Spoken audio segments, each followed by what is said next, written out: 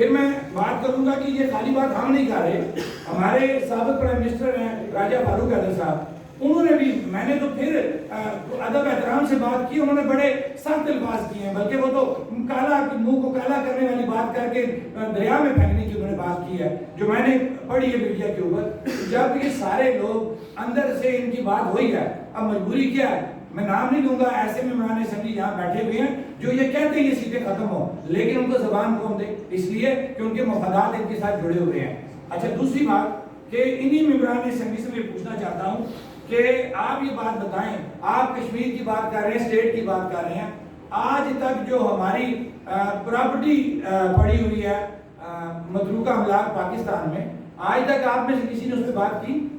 وہ تو جب اس کو وہ سیل کرنے کی بات کر رہے تھے، پبلک نے شور ڈالا تو آپ کو بات کرنی پڑے گی اور ایک کمیٹی بن کے اس کام کو رکوایا گیا۔ جو کام آپ کے کرنے کے ہیں وہ کام تو آپ نے کبھی نہیں کیے۔ جہاں اسٹیٹ کی عزت اور اس کے نام کی بات آتی ہے وہاں آپ لوگ غائب ہو جاتے ہیں۔ تو میں یہ پوچھنا چاہتا ہوں، وہی 5 اگست 2019 جب اسٹیٹ کا ملیہ میٹ اس کو کیا گیا، اس وقت یہ لوگ کہاں پہ تھے؟ وہ سب سے بڑا رائٹ تو ان کا بنتا تھا جو کشمیر کے نام پہ بات کر رہے ہیں، کشمیر کے نام پہ پیسہ کھا رہے ہیں، سب سے پہلے تو ان کو سامنے آنا چاہیے تھا 5 اگست 2019 کو۔ یہ بتائیں کہ مہاجرین کے نام پہ جو 12 ممبران تھے یہ کہاں پہ تھے؟ کیا ان کو سامنے نہیں آنا چاہیے تھا؟ یہ ٹوٹلی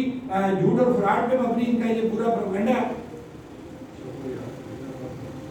اچھا لاسٹ بات میں کروں گا ایک اور موضوع ہے۔ اب آگے جی پرائم منسٹر صاحب ہمارے بڑے میرٹ کی بات کرتے ہیں، بڑے انصاف کی بات کرتے ہیں۔ جناب پرائم منسٹر، خالی وہ نہیں، ان سب کا یہی حال ہے، اپنے اقتدار کو طول دینے کے لیے یہ غلط چیزوں کو سپورٹ کرتے ہیں۔ انہی میں سے ایک منسٹر ہے آصم شریف بٹ صاحب، ان کے خلاف کلیئر کٹ فیصلہ ثابت ہو گیا کہ ان کا اسٹیٹ سبجیکٹ 2 نمبر ہے،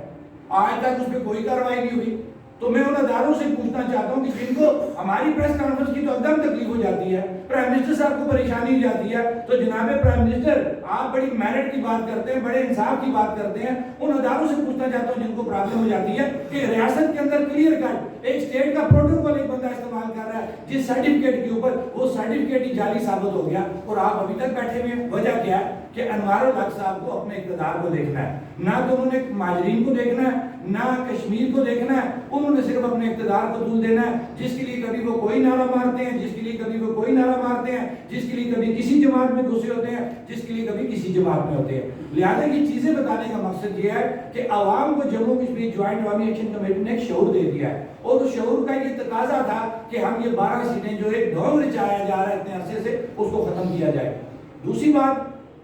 امجد صاحب نے کلیئر بات کی، میں اس کو بارہا کلیئر بھی کرتا ہوں کہ میں نے بھی جو یہاں پہ سے بات کی ہے وہ ایک ممبر کی حیثیت سے بات کی ہے۔ شوکت نواز میر کی ایک ممبر سے آگے کوئی حیثیت نہیں ہے۔ یہ تمام لوگ جو یہاں اسٹیج پہ آپ کو بیٹھے ہوئے نظر آ رہے ہیں، یا اس حال میں جو لوگ بیٹھے ہیں، یا پوری ریاست کے لوگ جو جموں کشمیر جوائنٹ عوامی ایکشن کمیٹی کے ساتھ جڑے ہوئے ہیں، ان سب کی ایک حیثیت ہے۔ ہاں یہ بات ضرور ہے کہ پوری ریاست کے لوگوں نے ہمیں اپنا نمائندہ مقرر کیا کہ ہم ان کی رائے کے مطابق آگے جا کے بات کر سکیں۔ اس کے علاوہ شوکت نواز میر میں یا باقی جو ایکشن کمیٹی کے ممبران ہیں ان کے اندر کوئی فرق نہیں ہے، تمام ممبران برابر ہیں۔ اعلامیہ جس طرح امجد صاحب نے کہا کہ اعلامیہ میں نے یہاں پہ پڑھا، یہ ہمارا رواج ہے، جس علاقے میں ہوتے ہیں وہاں پہ وہاں کا جو متعلقہ ممبر ہوتا ہے وہ اس کا اعلامیہ پڑھتا ہے، تو میں نے تمام لوگوں سے، مظفر آباد کے لوگوں سے اجازت لے کے تو تب اعلامیہ میں نے پڑھا تھا، تو وہ پھر ساری ٹوکوں کا رخ میری طرف ہو گیا۔ لیکن ہوا کیا، جب ہم پوری عوام کو پتہ ہے کہ اکیلا شوکت تو ہے ہی نہیں ہے، شوکت کی شناخت جموں کشمیر جوائنٹ عوامی ایکشن کمیٹی ہے، تو لوگوں نے اس اٹیک کو